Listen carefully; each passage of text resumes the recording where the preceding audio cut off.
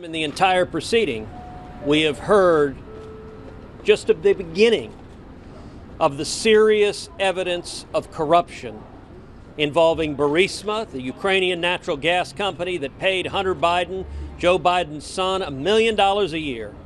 So while Joe Biden, let me answer. I'll answer the question. But the question, I appreciate it. Let me answer the question without interrupting me, please. You got it.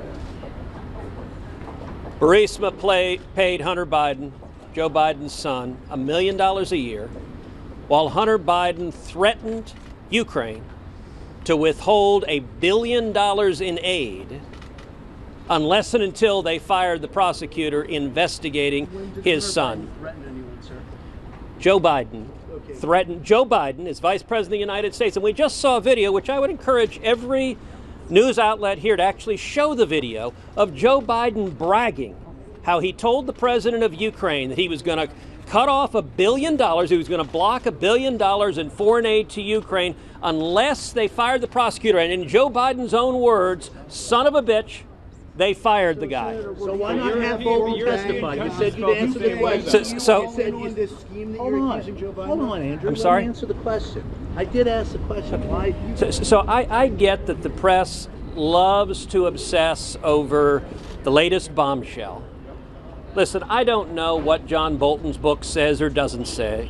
I've seen the New York Times coverage, but at the end of the day, it doesn't impact the legal issue before this Senate. The legal issue before this Senate is whether a president has the authority to investigate corruption. So the House managers built their entire case on the proposition that investigating Burisma corruption, investigating the Bidens for corruption was baseless and a sham. Hold on, let me finish this. No, I'm going to finish my point, and then I'm happy to answer your question. The House managers based their entire case on the proposition that investigating corruption for Burisma and concerning the Bidens was baseless and a sham. That proposition is absurd. We've just seen, they said there wasn't a shred of evidence concerning corruption. We've just seen 2 hours of evidence. And at a minimum, it was not only reasonable and justified, but the president, I think, had an obligation to investigate corruption that potentially extended to the very highest levels of government. Senator, over those 2 hours, none of the president's attorneys mentioned one single possible crime that Hunter or Joe Biden are accused of. Basically, what they said was Hunter Biden got a job. That was vice president.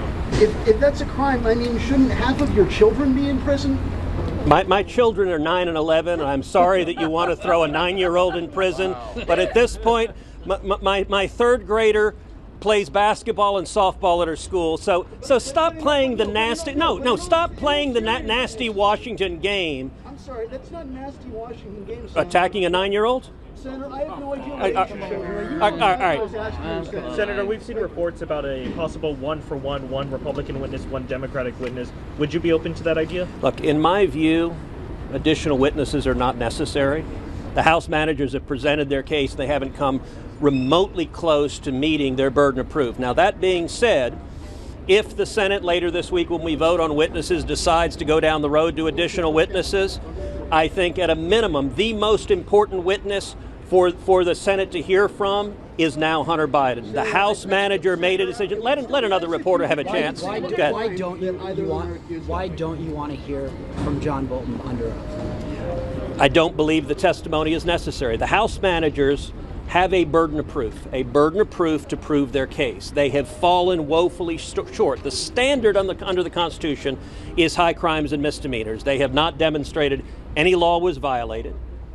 And the president was entirely justified in asking for an investigation of corruption concerning Ukraine and potentially Hunter Biden and Joe Biden. At the end of the day, there may or may not have been. After you see this last hour Isn't there that we just a shadow saw. over the president if you don't have testimony in a trial? Look, the shadow over the presidency is the last several months of sham proceedings in the House where they only heard from prosecution witnesses and they ignored the very substantial evidence of corruption with the vice president going to the very top, potentially, of the administration. And by the way, the Obama administration pointed out the conflict of interest over and over and over again, and so did the press until the press decided to defend the House Democrats' partisan impeachment attack. This has been a sham from the beginning. Presidents have the authority to investigate corruption, and there was overwhelming authority.